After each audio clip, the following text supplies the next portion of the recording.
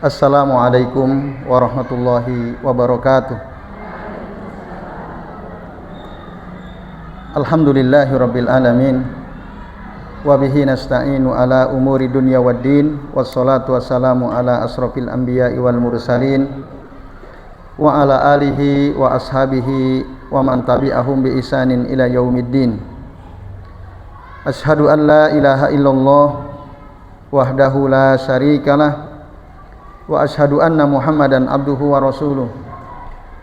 Allahumma shalli wa sallim wa barik ala Muhammad wa ala ali Muhammad kama shallaita wa barakta ala Ibrahim wa ala ali Ibrahim fil alamin innaka Hamidum Majid. Amma ba'du. Ibu-ibu dan bapak-bapak serta jamaah sekalian, a'azani Allah wa iyyakum ajmain. Semoga kita semua yang hadir di majelis ini senantiasa dimuliakan Allah Subhanahu wa taala. Amin ya Allah ya rabbal alamin. Alhamdulillah Bapak Ibu, pada pagi ini atas izin Allah kita bisa berjumpa kembali untuk melanjutkan ngaji kitab Hisnul Muslim karya Syekh Said bin Ali bin Wahab Al-Qahtani rahimahullah. Dan pembahasan kita pada kesempatan pagi ini Bapak Ibu masih melanjutkan membahas tentang zikir pagi petang ya. Kemarin baru sebagian kita bahas. Kalau tidak keliru baru sampai halaman 86 ya. Hadis atau zikir yang ke-77 ya. Bagi Bapak Ibu dan jamaah yang membawa kitab, silakan dibuka halaman 87, hadis yang ke-78 ya. Itu betul ya Bapak Ibu? Ya, hadis yang ke-7 zikir yang ke-78 halaman 87. Halamannya halaman 87.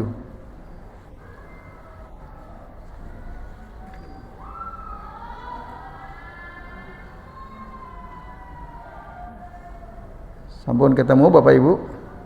Ya baik.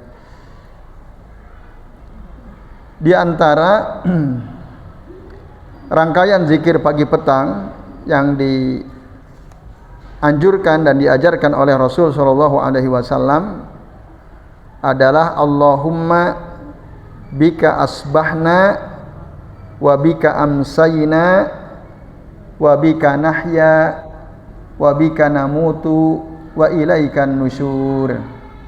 Nah, ini berdasarkan hadis riwayat Imam Abu Daud. Ya, Bapak Ibu dan Ibu sekalian. Berdasarkan hadis riwayat Imam Abu Daud ya, dalam kitab sunannya, termasuk Al-Imam At-Tirmidzi juga menyebutkan hadis ini. Bahkan nanti dalam hadis riwayat Imam Al-Bukhari di kitab Al-Adab Al-Mufrad ada yang lebih lengkap lagi ya. Nah, ini dibaca ketika pagi karena diawali tadi Allahumma bika asbahna.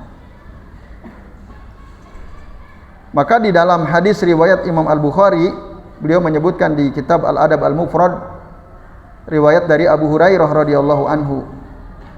Kata Abu Hurairah, ini dalilnya ya, Bapak Ibu. Dalil dari zikir ini berdasarkan hadis riwayat Abu Hurairah radhiyallahu anhu. Kata beliau, kana an-nabiyyu sallallahu alaihi wasallam idza asbaha qala. Nabi SAW itu apabila beliau ya, memasuki pagi hari, kita sudah bahas pada pertemuan sebelumnya. Jadi pagi yang dimaksud di sini kapan? Setelah subuh sampai kapan? Sebelum matahari terbit ya. Yang kita sudah bahas di pembahasan yang lalu. Nah, jadi yang dimaksud asbahna di sini adalah pagi, idza asbaha maksudnya pagi setelah subuh dan sebelum matahari terbit. Apa yang diucapkan oleh Nabi? Beliau mengucapkan Allahumma bika asbahna wa bika amsayna wa bika nahya wa bika namutu wa ilaikan nusyur. yang artinya ya Allah dengan rahmat dan pertolonganmu. Nah, yang dimaksud bika di sini Bapak Ibu dan jemaah sekalian, kalau di terjemahan kitab ini diterjemahkan dengan rahmat dan pertolonganmu gitu ya. Nah, tapi dalam kitab Sarah yang ditulis oleh saya Said sendiri, yang dimaksud bika di situ artinya binikmatika, ya, dengan nikmatmu, atau lebih lengkapnya bika wahdaka la syarikalak binikmatika wa i'anatika adrakna as-sobah. Itu makna daripada Allahumma bika yang lengkap ya.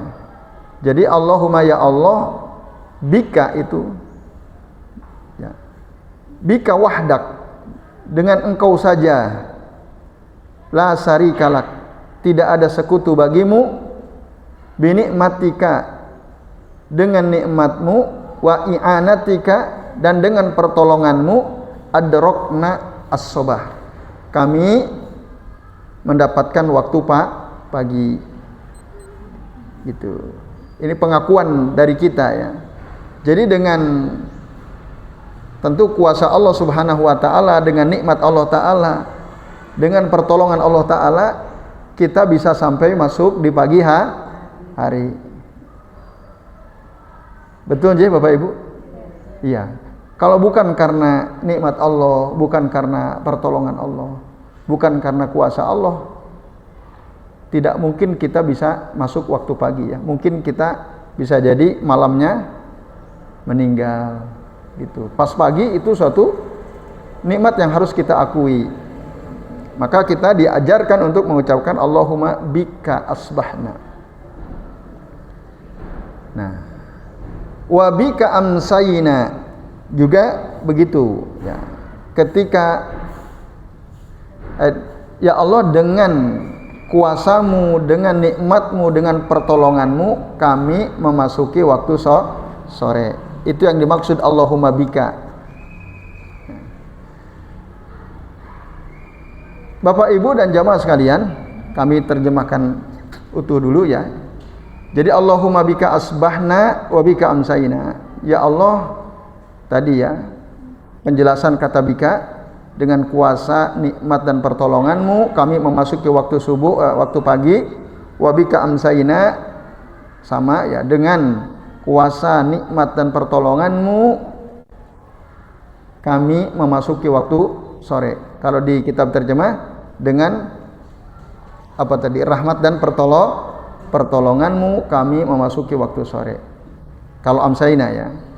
Wa bika nahya, nah sama, dengan kuasa, nikmat dan pertolonganmu kami hidup.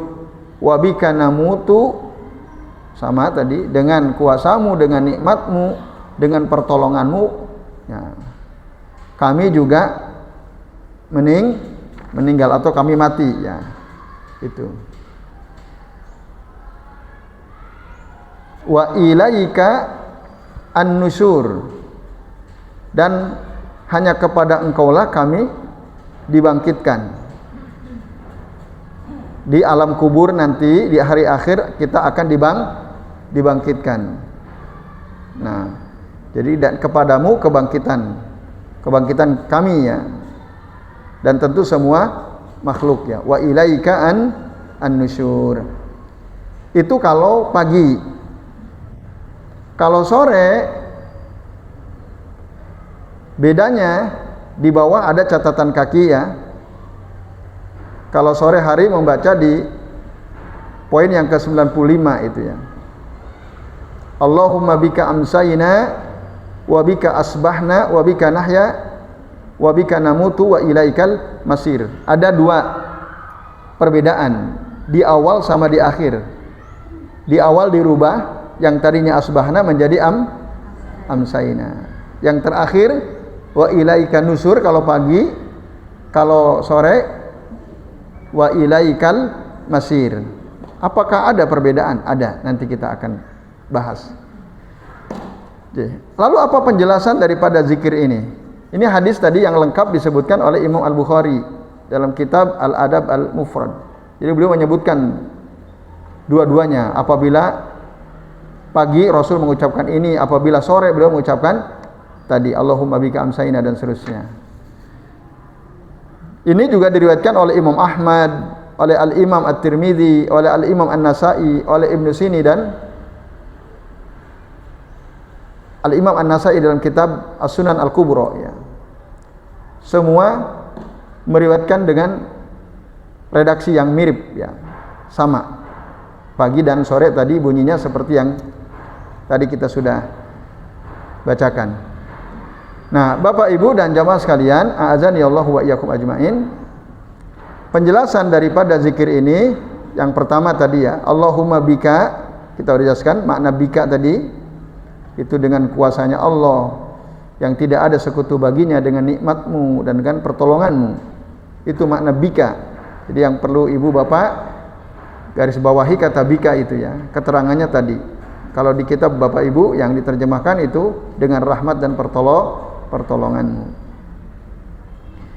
Kemudian Al-Imam Al-Mubarakfuri rahimahullah, beliau menjelaskan makna bika asbahna dengan bika amsayna. Kata beliau, maksudnya adalah dakhalna fis sobahi ya, kita memasuki waktu pagi ya.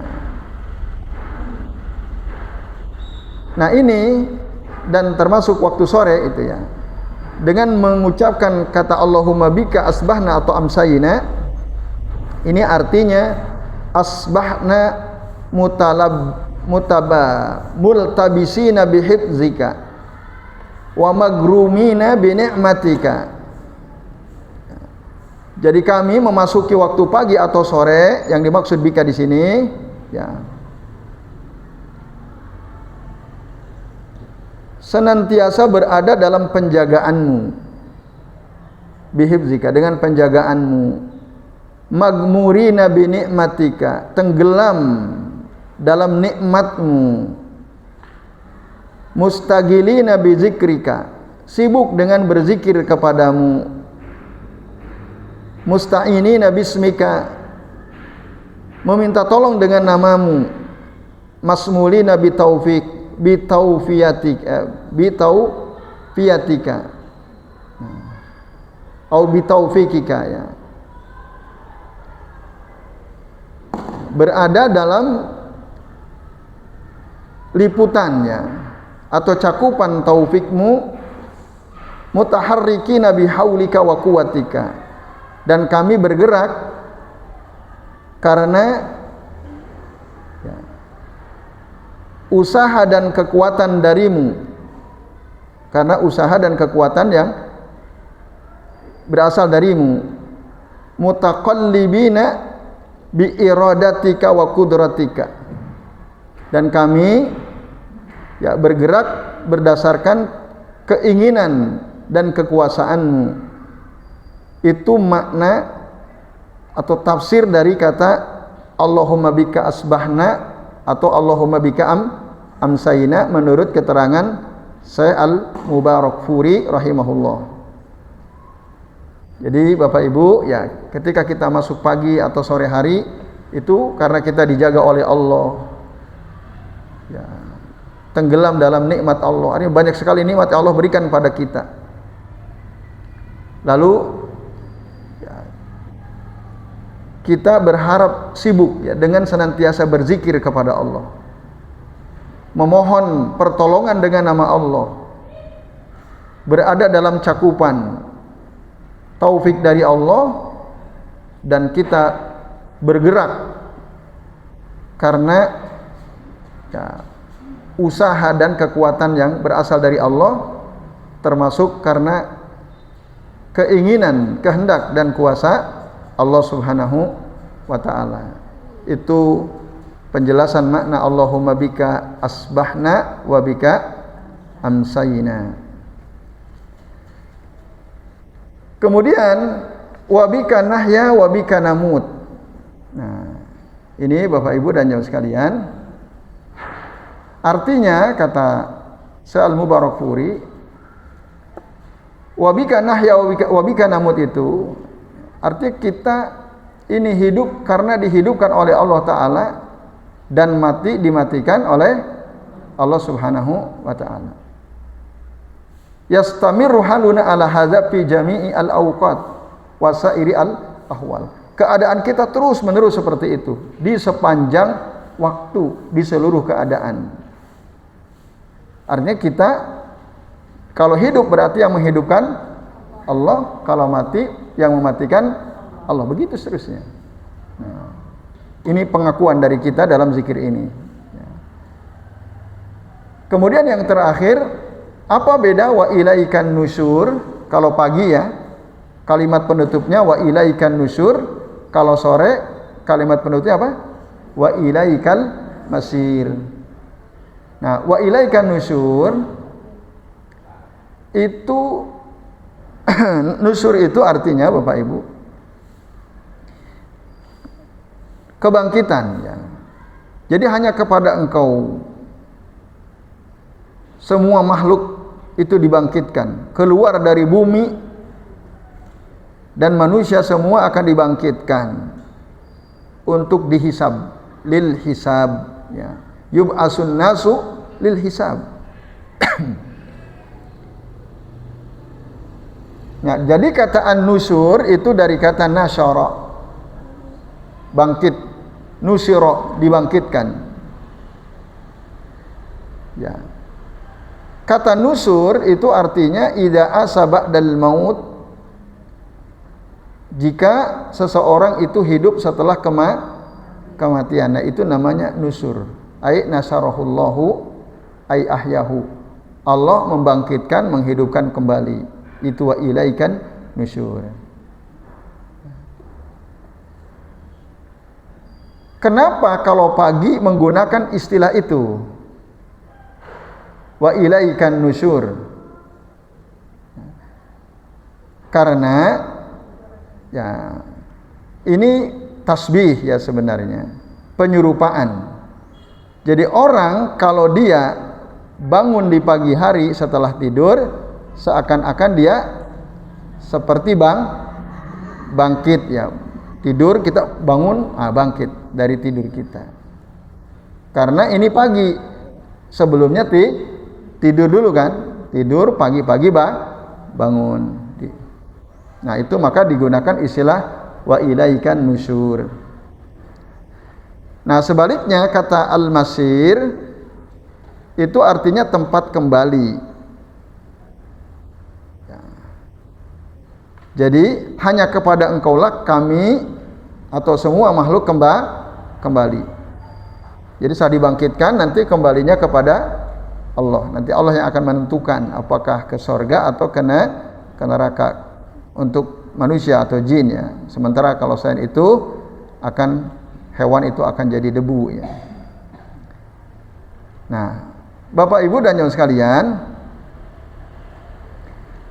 kembali. Nah, kalau sore itu kan kita bangun ya, bangun lalu memasuki sore, malamnya mau tidur, gitu kan? Jadi setelah kita beraktivitas seharian, lalu kita akan kembali tidur. Di mana tidur adalah disebut dengan mautatu as-sugro, kematian kecil. Nah, maka ketika mau tidur itu kan diserupakan dengan kematian. Kematian setelah hidup, sebelumnya hidup. Nah, itu.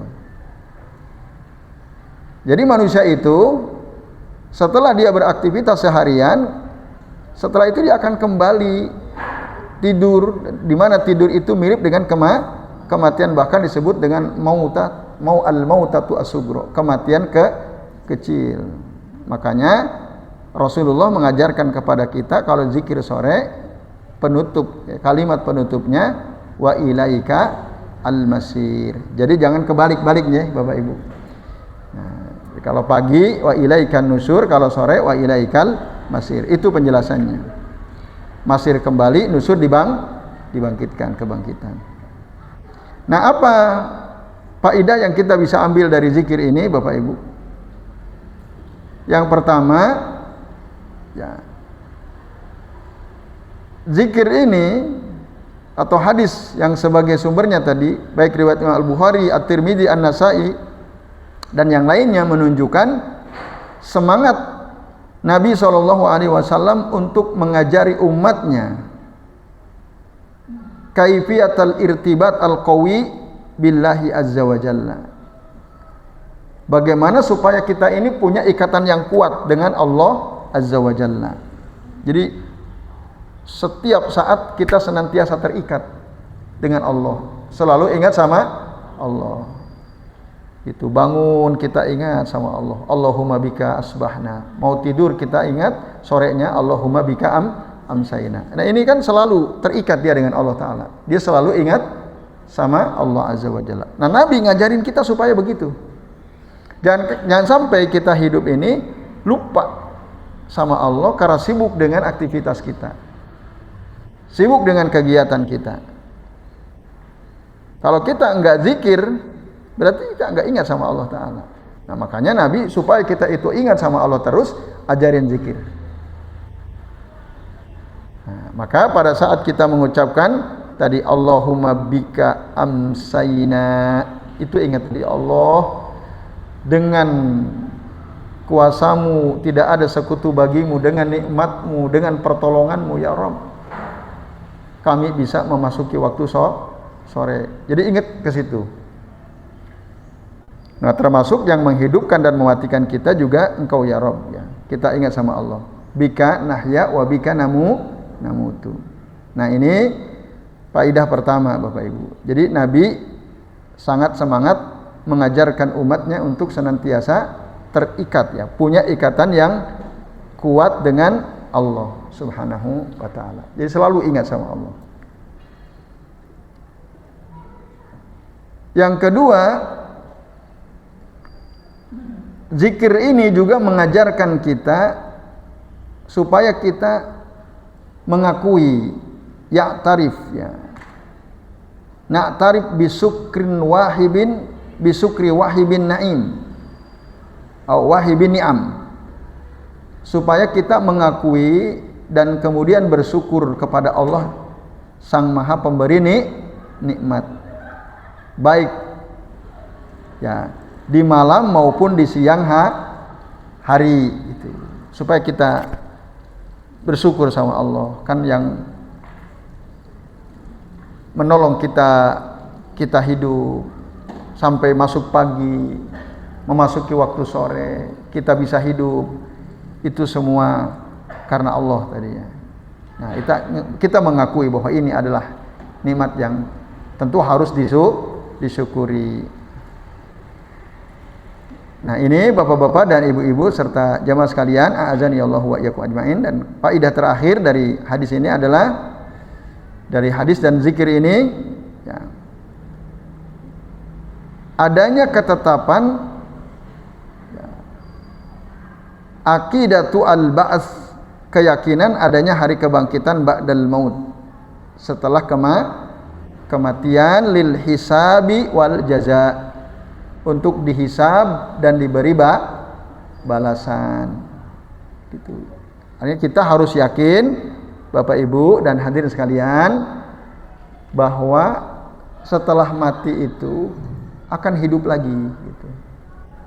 Bahkan sesungguhnya orang mati itu hanya sebentar, di alam barzah hidup lagi, hanya pindah tempat saja. Cuma proses untuk pindah tempat ke pindah alam itu ruhnya harus dicabut dulu gitu. Lalu kita mengalami yang disebut dengan kematian. Kalau sudah masuk ke alam kubur, ya hidup lagi. Nah, dalam Al-Quran itu jelas ada ya ayat yang menjelaskan bahwa di alam kubur itu kita hidup ya. Kita hidup. Di antaranya ada dalam surah Al-Baqarah ayat 154. Coba Bapak Ibu dan jamaah sekalian, dibuka surah Al-Baqarah ayat 154. Allah Azza wa Jalla berfirman, wala taqulu liman yuqtalu fi sabilillahi amwat. Wala taqulu liman yuqtalu fi sabilillahi amwatun bal ahya'un walakin la tash'urun, kata Allah Ta'ala. Ya. Janganlah kamu mengira atau mengatakan bahwa orang-orang yang terbunuh di jalan Allah mereka itu telah mati. Sebenarnya mereka hidup, tetapi kamu tidak menyadarinya. Hidup. Loh, ayat ini kan hanya menjelaskan yang meninggal mati di medan perang kan, atau di jalan Allah Ta'ala. Bagaimana kalau mereka yang matinya ya penuh dosa, banyak kemaksiatan, bahkan matinya juga su'ul khotimah misalnya, apakah juga hidup? Hidup gitu. Hanya kehidupan para pendosa itu, orang-orang musyrik, orang kafir, ya, orang munafik, para pendosa itu seperti tidak ada manfaatnya hidupnya. Karena dalam kesakitan diazab terus kalau para pendosa itu di alam kuburinya. Nah, kalau orang soleh, orang mukmin, nah mereka hidup dalam kenyamanan, gitu. Hidup dalam keadaan nyaman. Nah, bahkan nanti dalam surah Ali Imran ayat 169 Allah Ta'ala berfirman, wala tahsabannalladzina qutilu fi sabilillahi amwatan. Janganlah sekali-kali kalian mengira bahwa orang-orang yang terbunuh di jalan Allah itu mati. Jangan mengira seperti itu.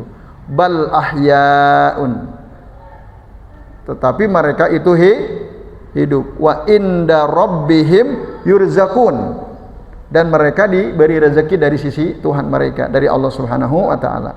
Ya, kalau orang soleh, Bapak Ibu,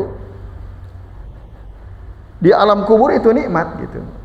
Bahkan rezekinya yang ngasih Allah, dari makanan-makanan yang berasal dari surga gitu. Itu kalau orang soleh ya. Tapi kalau orang-orang munafik, orang musyrik, orang kafir, para pendosa, ya diazab. Nah, ini. Jadi mereka hidupnya itu ya seperti tidak ada artinya bagi mereka, karena dalam kesakitan. Nah, ini ya. Jadi sesungguhnya kematian itu setelah dikubur kita hiduplah lagi. Hanya sebentar itu mati. Bahkan hidup kita di alam kubur bisa jadi jauh lebih lama ya daripada hidup di dunia. Jadi ini keterangan dari zikir yang ke-78 ya, dari rangkaian zikir pagi dan petang. Kemudian Bapak Ibu dan jamaah sekalian, di halaman 88 ya, zikir berikutnya, zikir yang ke-79 ya kalau dihitung dari awal. Tapi ini zikir rangkaian pagi, zikir pagi dan petang adalah sayyidul istighfar ya. Allahumma anta rabbi la ilaha illa anta khalaqtani wa ana abduka wa ana ala ahdika wa wa'dika mastata'tu a'udzubika min syarri ma sana'tu abu'u laka bi ni'matika alayya wa abu'u bi dzambi faghfirli fa innahu la yaghfirudz dzunuba illa anta. Alhamdulillah, hafal semua aja Ibu? Alhamdulillah. Nah, ini istighfar paling lengkap Maka disebut sayyidul istighfar. Yang menyebut ini sayyidul istighfar siapa? Rasulullah SAW. Berdasarkan hadis riwayat dari Shaddad bin Aus radhiyallahu anhu. Dari Nabi SAW, kata Shaddad bin Aus, anin Nabi sallallahu alaihi wasallam sayyidul istighfari antakula. Sayyidul istighfar itu engkau mengucapkan tadi Allahumma anta rabbi dan seterusnya. Lalu apa keutamaan membaca zikir ini?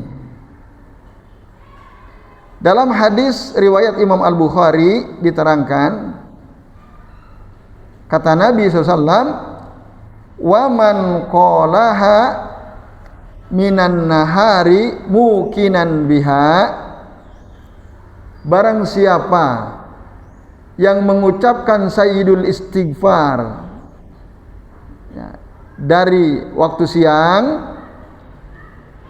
mukinan biha, dia meyakini, yakin betul dengan apa yang ada dalam zikir sayyidul istighfar ini, pamata, lalu kemudian dia mati, min yaumihi, pada hari tersebut, qabla an yumsiya, sebelum memasuki waktu sore. Jadi matinya di siang, tapi paginya dia mengucapkan ini sayyidul istighfar. Nah, maka fahuwa min ahlil jannah, maka dia ini termasuk penghuni surga. Itu jaminan. Maka kalau kita ingin meninggal dalam keadaan husnul khotimah, bacalah setiap pagi dan sore sayyidul istighfar. Jadi kalau kita sudah baca terus kita meninggal, jaminan dari Nabi fahuwa min ahlil jannah. Gitu. Lalu kata Nabi, wa man qalaha minal laili wa huwa muqinun biha famata qabla an yusbiha fa huwa min ahlil jannah. Barang siapa yang mengucapkan tadi sayyidul istighfar minal lail, sebagian di waktu malam, atau kalau sore berarti sebelum masuk waktu malam, wa huwa muqinun biha, dan dia yakin dengan itu, famata qabla an yusbiha, lalu dia meninggal sebelum masuk waktu subuh, meninggal di malam hari, fa huwa min ahlil jannah, maka dia termasuk penghuni surga. Nah, ini Bapak Ibu dan jamaah sekalian, a'azanillahu wa iyyakum ajmain, keutamaan zikir sayyidul istighfar. Nah, dalam hadis riwayat Imam Bukhari dengan redaksi yang sedikit berbeda, di bagian akhir dikatakan ya, idza qala hina yumsi pamata, kalau dia mengucapkan ini ketika sore hari lalu dia meninggal dunia, dakhalal jannah, dia pasti masuk surga. Au kana min ahlil jannah, atau dia termasuk penghuni surga. Wa idza qala hina yusbihu, nah ada, dan apabila dia mengucapkan ini ketika pagi, pamata min yaumihi, lalu dia meninggal pada hari tersebut, mislahu, misal itu sama seperti yang tadi, artinya dia dakhalal jannah, dia masih masuk surga. Nah, ini Bapak Ibu dan hadirin sekalian, kelebihan atau keutamaan membaca zikir sayyidul istighfar. Nah, kenapa disebut sayyidul istighfar? Gitu ya. Di mana kata sayyid itu artinya ya penghulunya, pemimpinnya istighfar.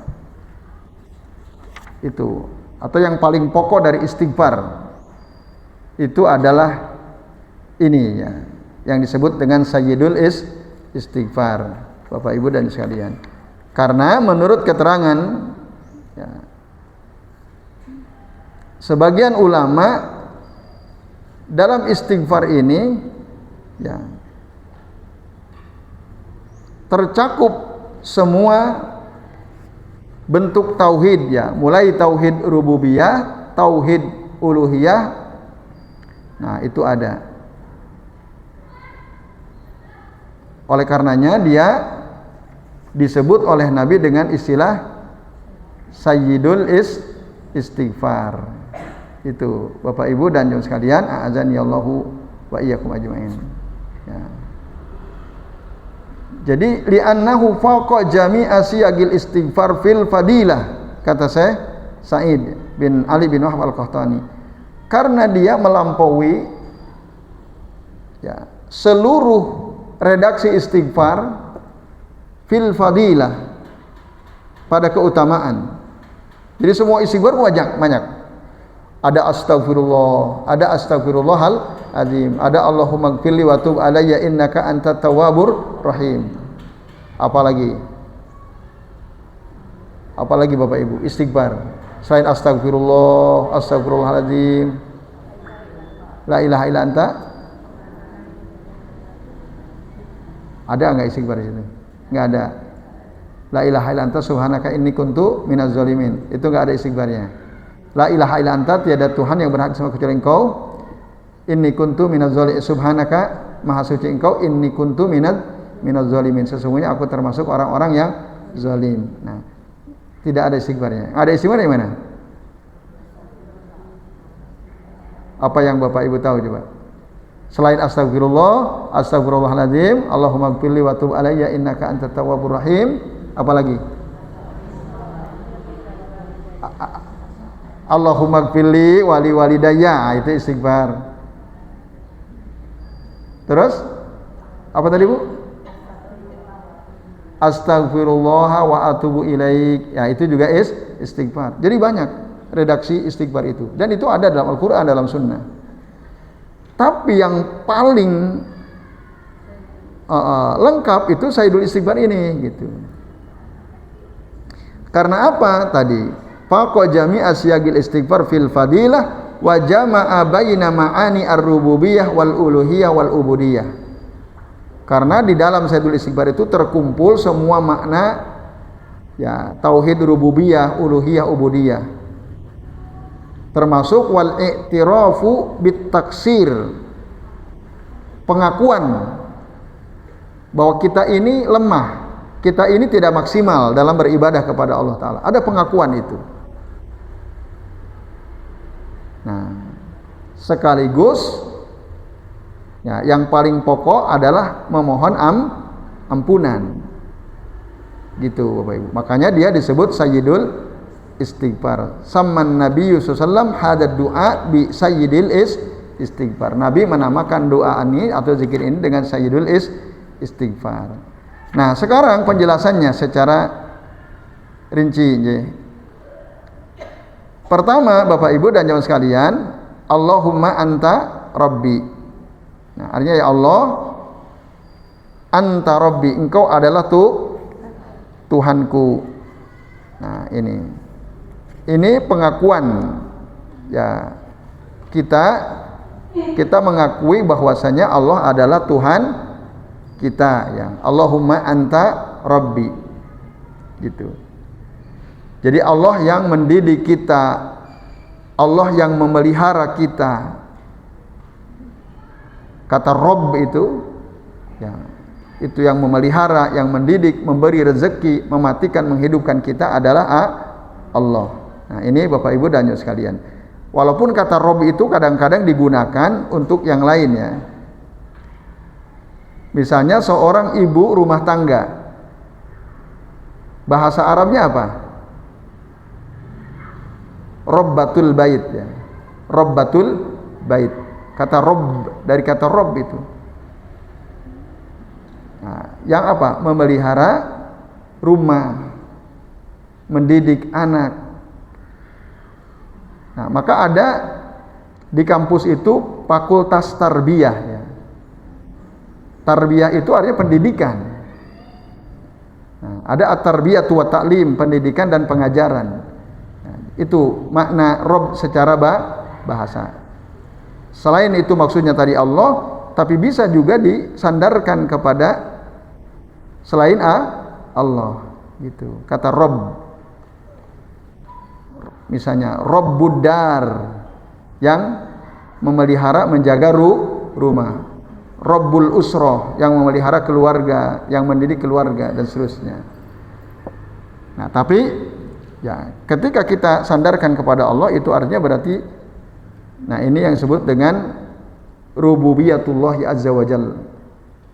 Ya, kita mengakui akan pemeliharaan Allah Ta'ala. Allah yang mendidik kita, yang memberikan kita, menumbuhkan kita, ya, yang memelihara kita, memberi rezeki kepada kita, dan seterusnya. Itu makna Rabb. Allahumma anta Rabbi. La ilaha illa anta, tidak ada Tuhan yang berhak disembah kecuali Engkau. Nah, ini namanya tauhid uluhiyah atau ubudiyah. Kita hanya menyembah Allah, hanya beribadah kepada Allah, maka kita ucapkan la ilaha illa anta. Itu. Khalaqtani wa ana abduka. Engkaulah yang telah menciptakan aku. Ini pengakuan juga. Allah lah ya, Engkaulah ya Rabb yang telah menciptakan aku, wa ana abduka, dan aku ini adalah hambamu gitu. Aku ini hambamu. Nah, maka kalau kita mengaku yang telah menciptakan kita Allah dan kita adalah hambanya Allah, kita wajib beribadah hanya kepada Allah saja. Tidak boleh kepada yang lain. Nah, itu. Maka dengan kita mengucapkan khalaqtani wa ana abduka, itu harusnya ya yang ada dalam hati kita ya, bahwa Allah telah menciptakan aku ini hambamu ya Rabb, maka aku hanya beribadah kepadamu.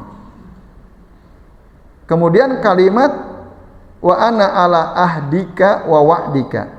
Nah, kalau Bapak Ibu perhatikan di terjemahan kitab yang Bapak Ibu pegang di halaman 88, di situ diterjemahkan, aku akan setia pada perjanjianku denganmu semampuku. Itu ya. Wa ana ala ahdika wa wa'dika mastata'tu. Ada kalimat ahdun sama wa'dun.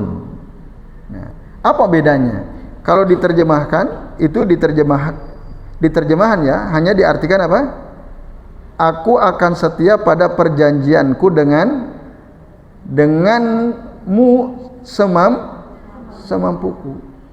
Padahal itu ada dua kata, ahdun sama wa'dun. Nah, Bapak Ibu dan Jemaah sekalian, kata ahdun itu wa ana ala ahdika, maksudnya ana ala ahdi at-tauhid. Saya berada di atas perjanjian tauhid. Itu maknanya sebenarnya.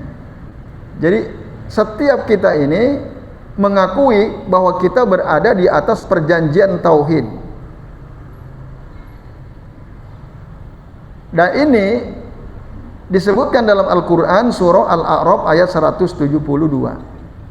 Bahwa kita semua, siapapun ya, apapun agamanya, sebenarnya pada saat kita berada di rahim ibu kita itu sudah berjanji gitu. Udah ada ikatan perjanjian dengan Allah Ta'ala. Kalau ibu-ibu, bapak-bapak buka tadi surah apa?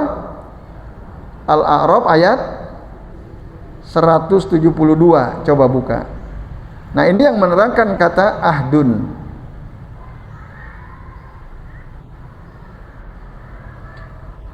Wa id akhadha rabbuka min bani adama min zuhurihim zurriyatahum wa ashadahum ala anfusihim alastu bi rabbikum qalu bala syahidna an taqulu yaumal qiyamati inna kunna an hadza ghafilin. Nah, dan ingatlah kata Allah, ketika Tuhanmu ya, mengeluarkan min bani Adam min zuhurihim, dari sulbi tulang belakang anak cucu Adam keturunan mereka, wa ashadahum ala anfusihim, dan Allah mengambil kesaksian terhadap ruh mereka. Itu maksud ashadahum ala anfusihim, Allah mengambil kesaksian, atau Allah mengambil perjanjian tadi, ahdun. Apa yang Allah ambil? Alastu bi rabbikum. Allah bertanya kepada para ruh yang ada di rahim si ibu masing-masing itu, apakah atau bukankah aku ini Tuhanmu? Semua janin yang ada di ruh mengucapkan apa? Yang ada dalam rahim mengucapkan qalu bala syahidna. Mereka semua menjawab, betul, engkau adalah Tuhan kami, kami bersaksi. Nah, ini. Jadi udah ngakui gitu. Sejak dalam rahim ibu kita, ketika Allah bertanya alastu bi rabbikum, kita semua mengakui itu. Nah, itu yang disebut ana ala ahdika. Aku berada di atas perjanjian dengan bahwa Allah itu Tuhan kami. Kami bersaksi itu. Nah, kenapa itu dilakukan?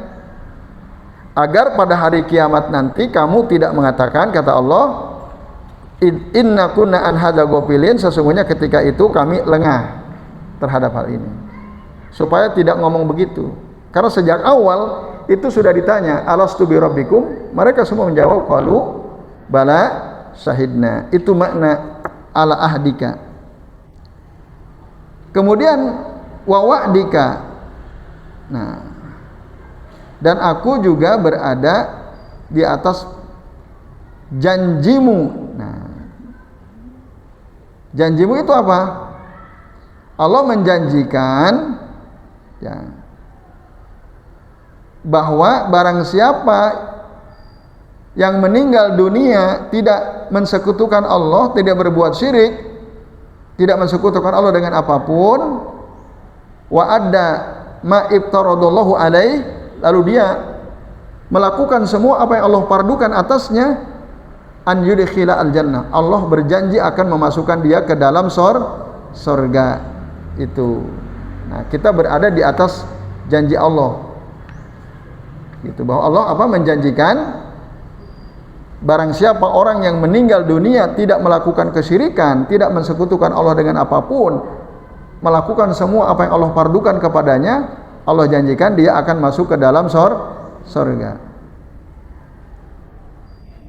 Nah, ini Bapak Ibu dan sekalian. Maka hendaklah kita berdoa supaya kita meninggal dalam keadaan iman. Iman ya. Islam, iman gitu ya.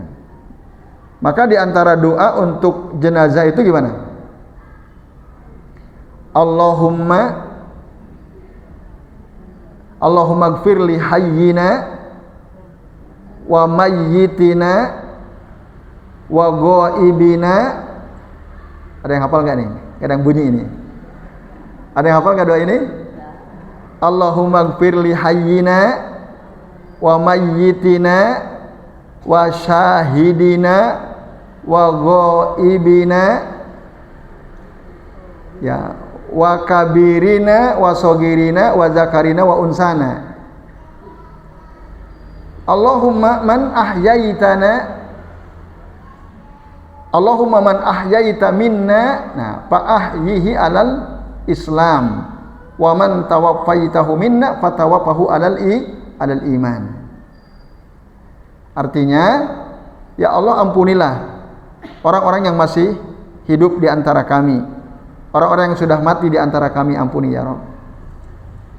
Orang-orang yang hadir, orang-orang yang tidak hadir ampuni ya Rabb.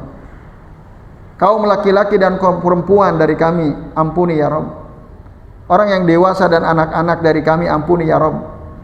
Allahumma man ahyaitahu minna, ya Allah, siapapun yang engkau hidupkan dari kami, maka hidupkanlah dia fa ahyihi alal Islam, hidupkan dia di atas Islam. Wa man tawaffaitahu minna, dan barang siapa orang yang engkau wafatkan dari kami ya Rabb, fatawaffahu alal iman, wafatkanlah dia di atas iman.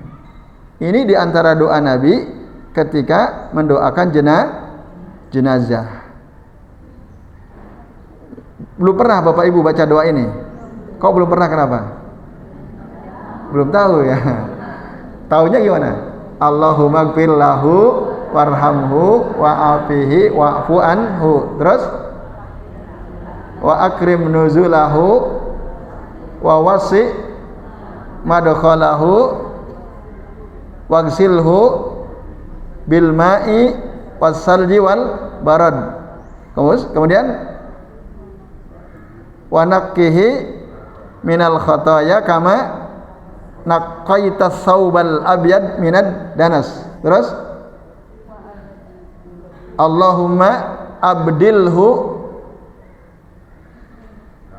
daron khairan min darihi wa ahlan khairan min ahlihi wa zaujan khairan min zaujihi. Allahumma adkhilhu al jannata wa a'idhu min adzabil qabri wa min adzabin nar. Hafal ibu-ibu, bapak-bapak? Enggak juga. Lah terus kalau jenengan salat jenazah apa yang dibaca? Oh gitu. Ikut imam. Oh gitu toh. Jadi wis lah, enggak usah ngapalin susah-susah. Ikuti imam aja gitu ya. Iya. Ibu-ibu ya, kita kan jamaah gitu ya, ngikut imam. Nah, Bapak Ibu dan sekalian, makanya banyak imam setelah sholat jenazah itu berdoa. Karena tadi ternyata perkiraan sebagian imam benar juga. Ini kalau saya nggak berdoa, mereka nggak tahu apa yang saya baca kan. Makanya berdoa lagi setelah selesai sholat. Padahal Nabi nggak pernah selesai sholat salam selesai gitu. Karena apa? Para sahabat udah ngerti apa yang sebaiknya dibaca waktu sholat jenazah, Bapak Ibu. Apa yang sebaiknya dibaca. Nah maka itu doa-doa penting. Nah tadi ya kembali kepada wa'dika, ada doa tadi dari Nabi ya. Maka Bapak Ibu penting ya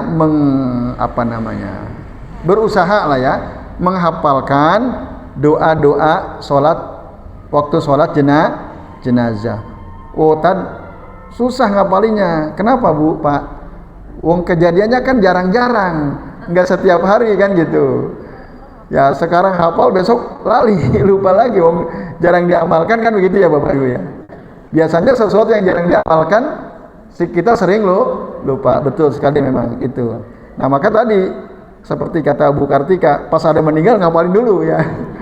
Ngapalin apa yang baca, yaitu tidak apa-apa ya.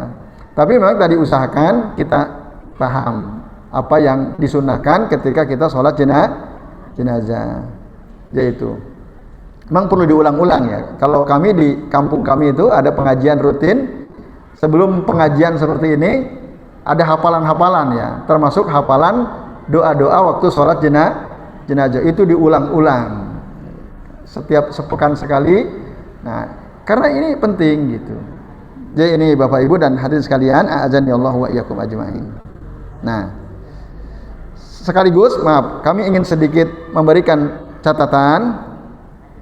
Doa yang tadi yang pertama kami bacakan ya, yang biasa dibaca oleh Nabi untuk jenazah, itu menunjukkan Bapak Ibu bahwa orang yang sudah meninggal, kan sudah meninggal orangnya, boleh nggak kita doakan, ya Allah siapapun yang engkau wafatkan, engkau matikan dari kami, wafatkanlah dia di atas iman.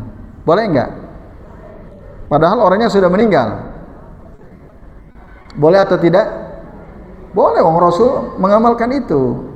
Sama seperti kita mengucapkan ucapan kepada orang yang sudah meninggal, semoga dia meninggal husnul khotimah. Boleh atau tidak?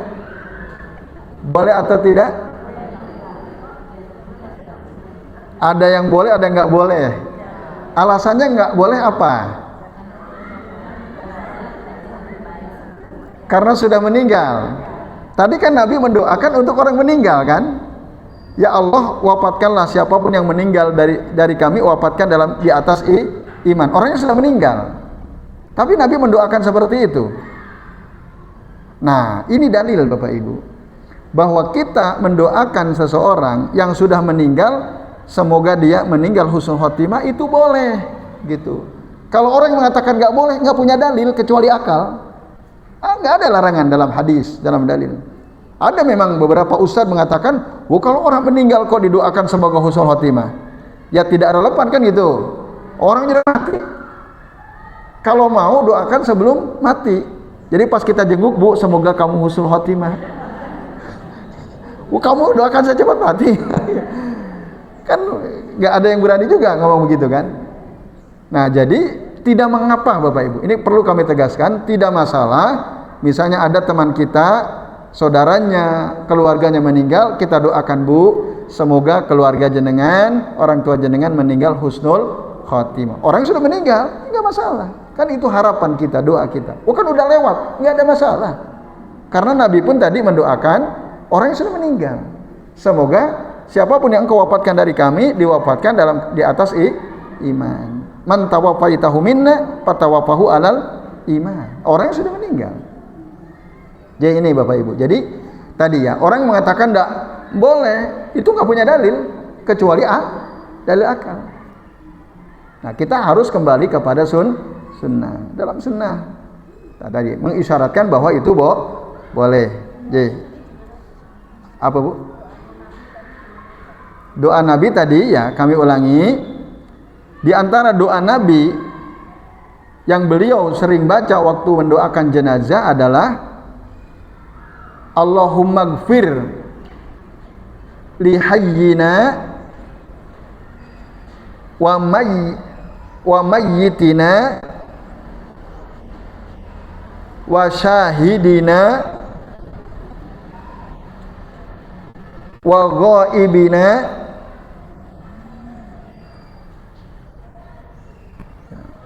wa zakarina wa unsana wa kabirina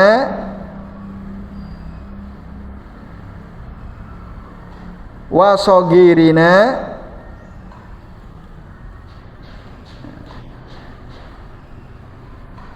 itu. Kemudian Allahumma man ahyaitahu minna, saya ulangi, Allahumma man ahyaitahu minna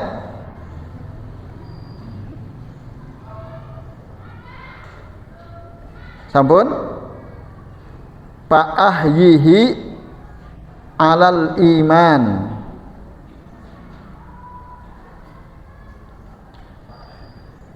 Fa ahyihi alal iman. Hidupkanlah di atas iman. Apa? Tadi kebalik ya. Wa man tawaffaitahu minna wa man tawaffaitahu minna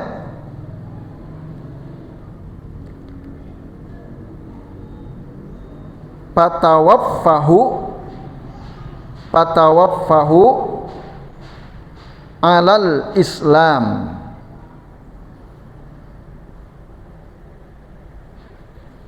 Sampai situ bisa.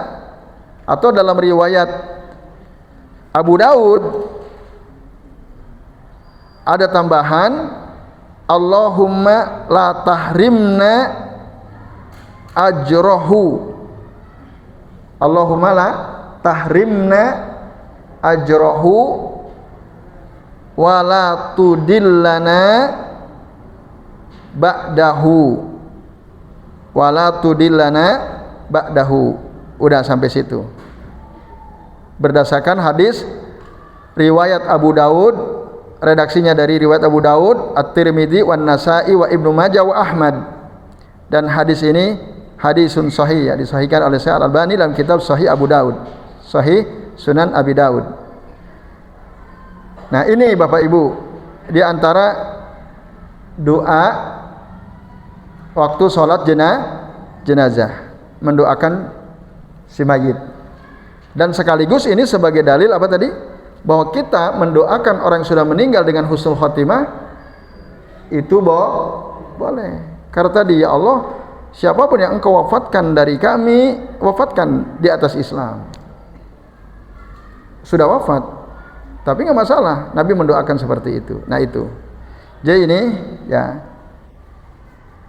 Nah maka tadi supaya kita meninggal atau orang yang meninggal itu wafat di atas Islam atau di atas iman tadi ya, maka doakan dengan doa itu, karena siapapun yang meninggal di atas iman atau Islam, dia mendapatkan janji dari Allah akan dimasukkan ke dalam surga. Nah, dalam hadis riwayat Al-Bukhari dan Muslim, Nabi mengatakan, inna man mata, qala Nabi sallallahu alaihi wasallam, inna man mata, sesungguhnya barang siapa yang meninggal la yusriku billahi syai'an, dia tidak mensekutukan Allah dengan apapun, wa adda maftaradu alaihi, dan dia melaksanakan apa yang difardukan atasnya, an yudkhilahu al jannah, Allah akan memasukkan dia ke dalam surga. Nah ini Bapak Ibu, jadi ya itu janji Allah, itu janji Allah. Yang tidak mensekutukan Allah, yang mengamalkan semua yang Allah fardukan, itu Allah akan masukkan dia ke dalam surga. Nah itu makna ala ahdika wa wa'dika mastata'tu, nah, semampu aku, itu bersalian mastata'tu. Nah ucapan mastata'tu yang diajarkan oleh Nabi ini Bapak Ibu penting ya, yang mengisyaratkan bahwa kita beramal, beribadah kepada Allah tadi ya, berusaha untuk bisa mendapatkan janji Allah tadi dengan upaya yang mampu kita lakukan sesuai dengan kemampuan kita gitu. Karena tidaklah Allah menciptakan ya, di Sa'id mengatakan, fa anta ya rabbana ma kallabta nafsan illa usaha, dan engkau duhai Tuhan kami, tidaklah engkau membebani suatu jiwa kecuali sesuai kemampuannya, itu mastata'tu. Nah ini Bapak sekalian, karena ya tidak ada seorang pun dari kita yang mampu melaksanakan seluruh apa yang Allah wajibkan atas kita secara sempurna. Betul atau tidak? Ada nggak di antara kita yang betul-betul bisa secara sempurna melaksanakan apa yang Allah wajibkan? Tidak ada. Maka perlu ada kalimat mastata'tu. Kemudian sedikit lagi, wa a'udzubika min syarri ma sana'tu, aku berlindung kepada engkau dari keburukan yang apa yang aku kerjakan, yang aku lakukan.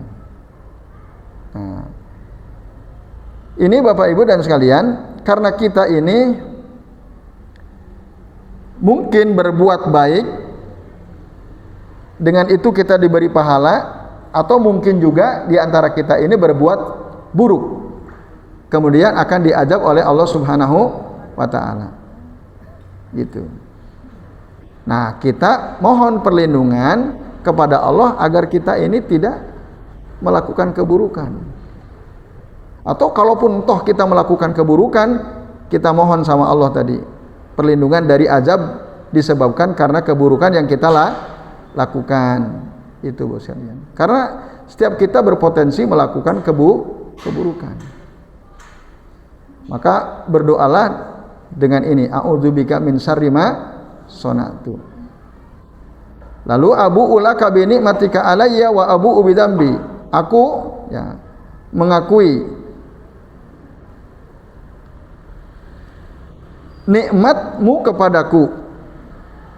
Gitu. Jadi kita mengakui bahwa semua nikmat yang kita miliki, yang kita rasakan itu semua dari Allah. Bi nikmatika alayya atasku. Seluruhnya Bapak Ibu itu dari Allah. Wa abu ubidzambi, dan aku juga mengakui dengan dosa-dosaku.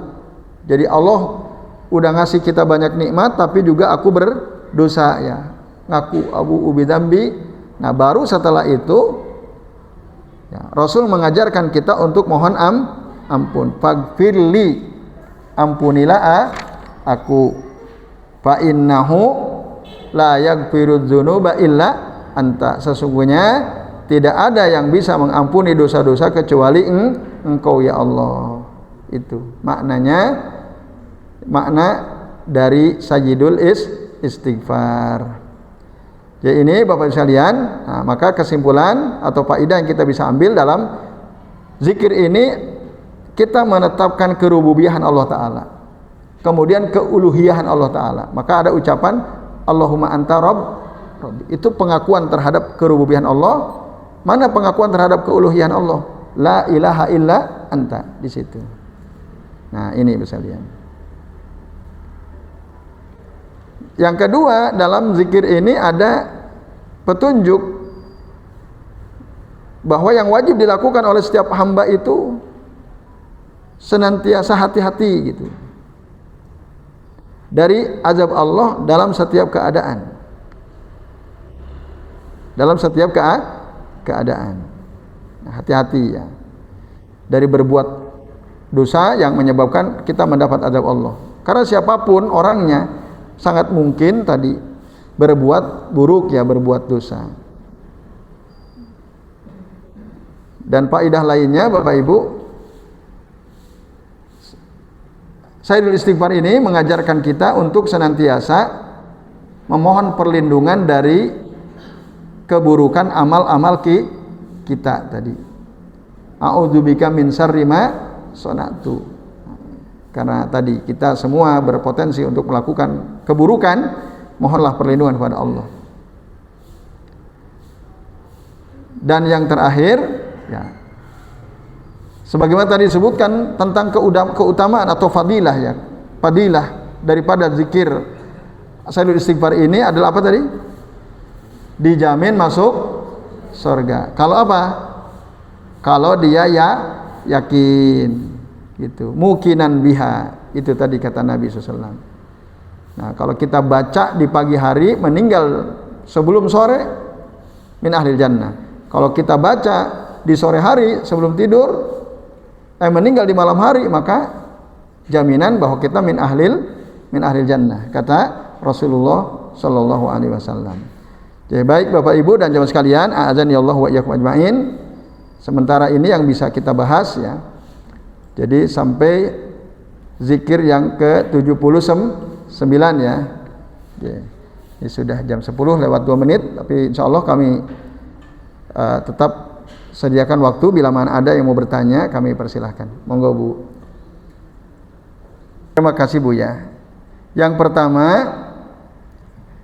kenapa istighfar ketika waktu sahur itu astagfirullah gitu Bu ya? Kok tidak Sayyidul Istighfar gitu? Itu pertanyaannya. Bapak Ibu dan jamaah sekalian, a'adzani Allah wa iyyakum ajmain. Nah, sejauh yang kami ketahui, tidak ada rincian bagaimana seharusnya istighfar yang kita ucapkan di waktu sahur. Nah, yang ada disebutkan dalam 2 ayat ya, yaitu dalam surah Ali Imran ayat 17 dan surah Az-Zariyat ayat 18 Bu. Allah Ta'ala mengucapkan, Allah mengatakan di surah Ali Imran ya ayat 17, as-sabirina was-sadiqina wal-qanitina wal-munfiqina wal mustaghfirina bil ashar. Nah, wal mustaghfirina bil ashar. Nah, ini adalah sifat hamba-hamba Allah ya.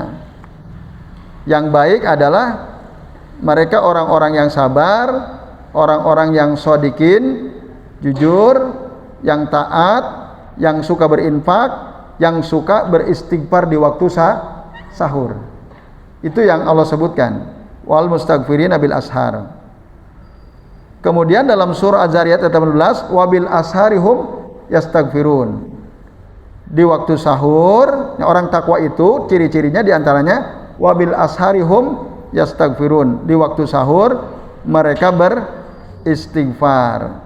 Nah, bagaimana bentuk istighfarnya, Bapak Ibu dan jamaah sekalian, a'azani Allah wa iyyakum ajmain. Di dalam Al-Qur'an tidak dirinci tentang istighfar yang seharusnya diucapkan ketika waktu sahur bagi orang-orang yang bertakwa.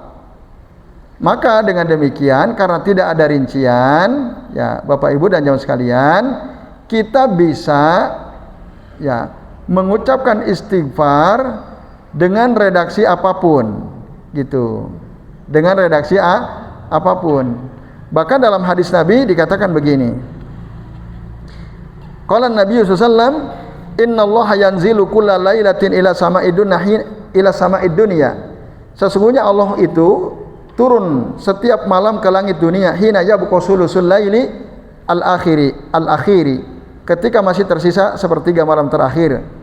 Lalu Allah berfirman, hal min taibin fa atubu alaih, apakah ada yang bertaubat maka aku akan berikan taubat kepadanya. Hal min mustaghfirin fa aghfiru lahu, apakah ada yang beristighfar maka aku akan ampuni dia. Hal min sa'ilin fa yu'tasu lahu, apakah ada yang meminta maka akan diberikan apa yang dia minta. Hatta yatlu'a al-fajr, sampai terbit fajar. Nah, ini kesempatan mustajab ya.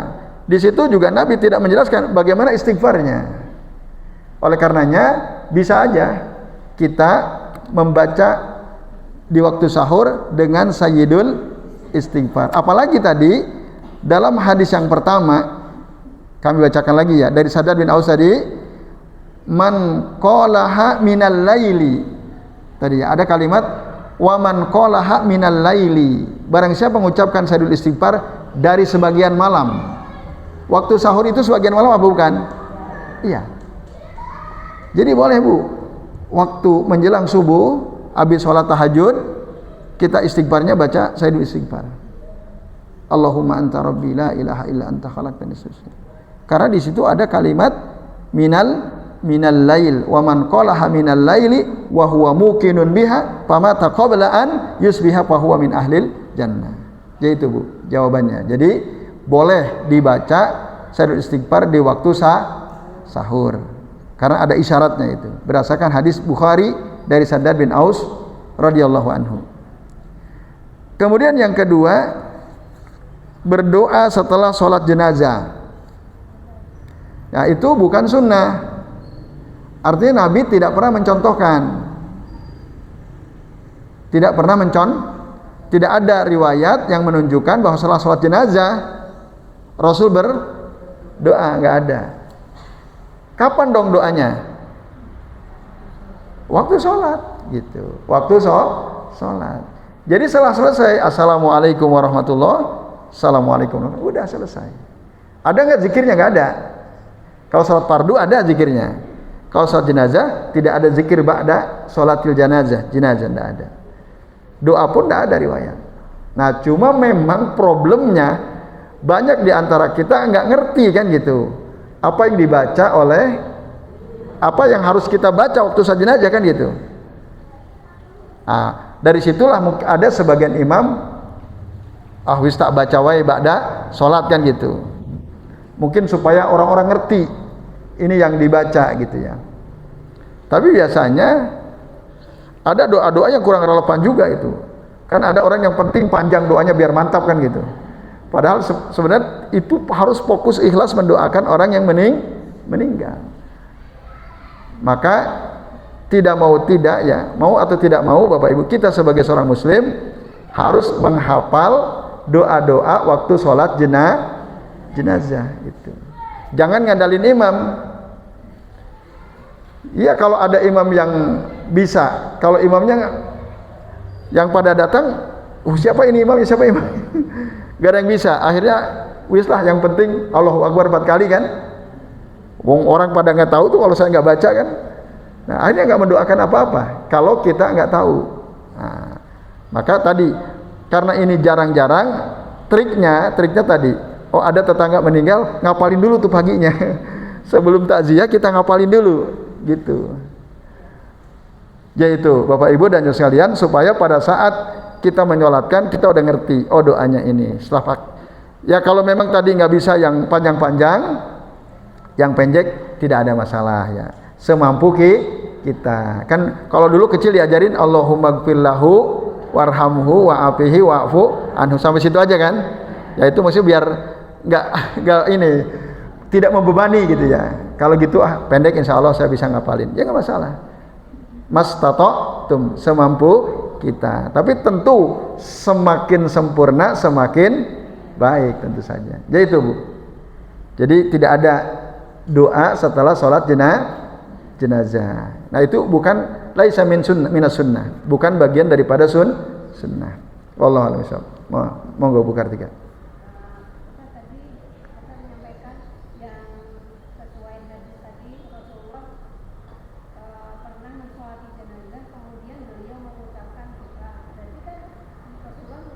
Enggak waktu sholat jenazah maksudnya, atau waktu di kuburan setelah penguburan. Jadi Bapak Ibu, doa Nabi untuk jenazah itu dua, yang sesuai sunnah.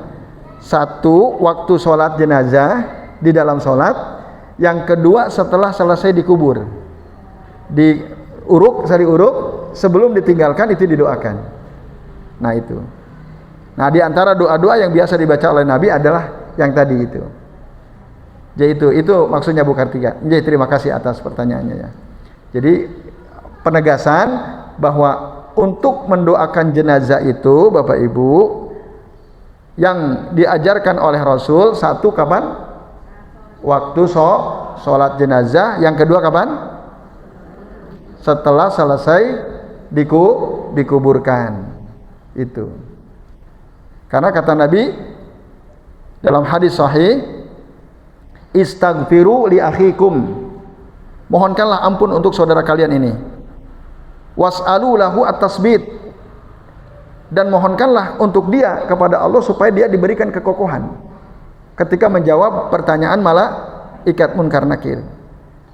Fa innahu al-ana yus'al, kata Rasul, karena sesungguhnya dia ini sekarang ditanya oleh malaikat munkar nakir.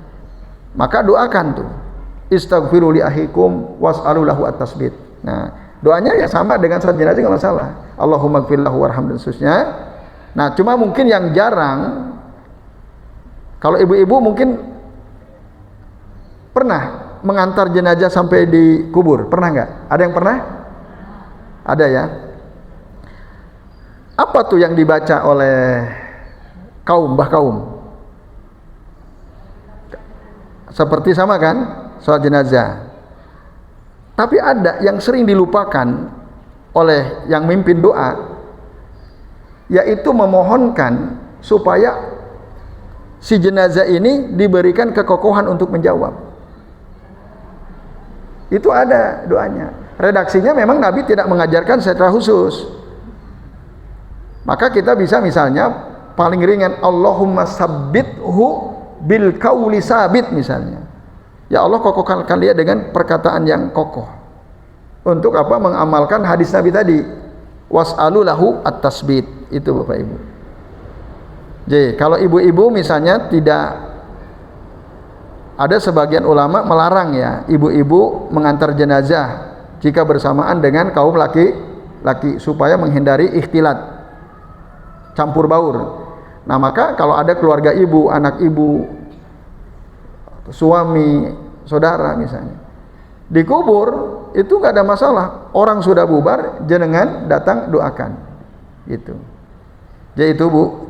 Jadi waktu setelah dikubur atau waktu sholat itu didoakannya di waktu itu. Nah jadi bukan setelah sholat ya. Rasul mendoakannya waktu sholat atau setelah menguburkan jenazah. Wallahu a'lam bishawab. Nah. Cukup Bapak Ibu ya? Oh, satu lagi terakhir ya Bu ya? Terakhir Bu. Bu Hesti, monggo. Waalaikumsalam warahmatullahi wabarakatuh.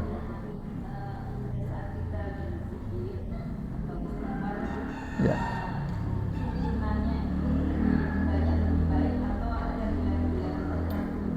Ya. Diamalkan waktu istighfar Bu ya.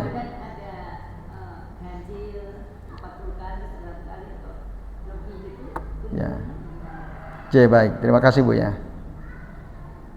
Nah, Bapak Ibu dan jamaah sekalian, a'azani Allah wa iyyakum ajmain. Zikir itu memang ada dua ya. Ada dua kategori, ada zikir muqayyad, ada zikir mutlak.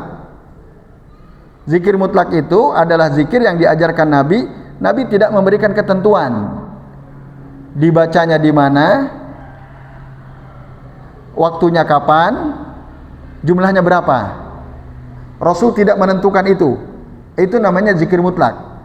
Zikir mutlak itu berarti kita boleh baca di mana saja, kapan saja, berapa saja. Paham ya maksudnya? Nggak ada pembatasan. Mau baca 1000, 2000 silahkan. Mau dimanapun silahkan. Kapanpun waktunya sih silahkan. Contohnya zikir mutlak apa? Nah, ada kalimatani, dua kalimat yang habibatani ilar rahman, khafifatani fil lisan, sakilatani fil mizan ya. Ada dua kalimat yang disukai oleh Allah Ta'ala, yang ringan di lisan, memberatkan timbangan amal soleh. Apa itu? Subhanallah wa bihamdi subhanallahil azim. Itu bebas. Di mana saja, kapan saja, berapa saja. Termasuk sholawat tuh sama Nabi. Innallaha wa malaikatahu yusholluna 'alan nabi ya ayyuhalladzina amanu shallu 'alaihi wa sallimu taslima. Itu bebas, mau kapan saja, di mana saja, berapa saja silahkan. Tapi ada zikir yang muqayyad Bu, Pak. Terikat oleh apa? Tempat. Ada tiga. Yang muqayyad itu ada tiga. Muqayyad bil makan, terikat oleh tempat. Muqayyad bil zaman, terikat oleh waktu. Muqayyad bil adad, terikat oleh bilangan. Contoh zikir yang terikat oleh tempat. Zikir mau masuk masjid. Gimana doanya? Allahumma inni as'aluka apa? Allahumma ftahli abwaba rahmatikan itu. Itu boleh nggak kita baca pas mau masuk rumah? Tidak boleh. Karena ini diikat. Man dakhala al masjid, yang barang siapa yang masuk masjid itu Bu. Dia terikat. Nggak bisa kita baca waktu mau masuk pasar, mau masuk rumah, nggak bisa. Kemudian ada yang muqayyad biz zaman. Boleh nggak kita baca doa waktu mau tidur, misalnya Allahumma jannibna syaiton wa jannibi syaiton mimma razaqtana. Mau tidur boleh nggak? Mau tidur tak boleh nggak baca itu? Cocok nggak? Kalau mau tidur Nah, itu bukan pada tempatnya. Kalau mau tidur apa doanya? Bismika Allahumma amutu wa ahya.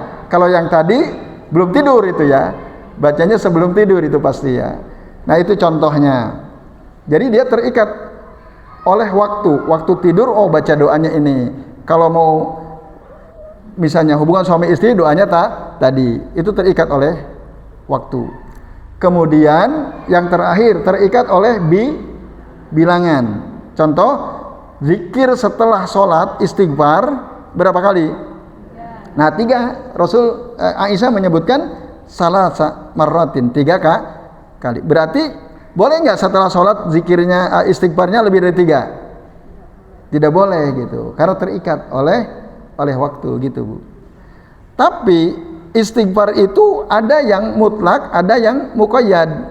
Yang contoh yang muqayyad setelah sholat, dia terikat oleh bilangan 3, ya udah 3. Nah sementara, Nabi pernah mengatakan, inni la astaghfirullah wa atubu ilaihi fil yaumi wal lailati mi'ata marrah. Sesungguhnya aku beristighfar dan bertaubat kepada Allah dalam sehari semalam 100 kali. Nah, pertanyaannya, apakah ini menunjukkan harus 100? Tidak boleh lebih dari 100? Nah, tidak ya. Karena nanti ada dalil umum. Nah, kita disuruh untuk banyak-banyak istighfar. Qul istaghfiru rabbakum innahu kana ghafara tadi, atau ayat yang tadi. Wabil asharihum yastaghfirun wal mustaghfirina bil ashar. Karena di waktu sahur itu tidak ada ketetapan berapa kali. Yang penting orang-orang takwa itu mereka di waktu sahur beristighfar. Ini artinya mutlak. Kita boleh baca berapa saja. Itu, Bu. Nah, jadi istighfar sebanyak-banyaknya, semampu kita silahkan. Wallahu a'lam bishawab. Nah, oke, baik Bapak Ibu dan jamaah sekalian, terima kasih atas perhatiannya. Mohon maaf apabila ada kesalahan, dan sebelum waktu kami kembalikan ke pembawa acara, kami akhiri. Wassallallahu ala Muhammadin wa ala alihi wa sahbihi wa baraka wa sallama alaihim ajma'in. Billahi taufiq wal hidayah. Wassalamualaikum warahmatullahi wabarakatuh.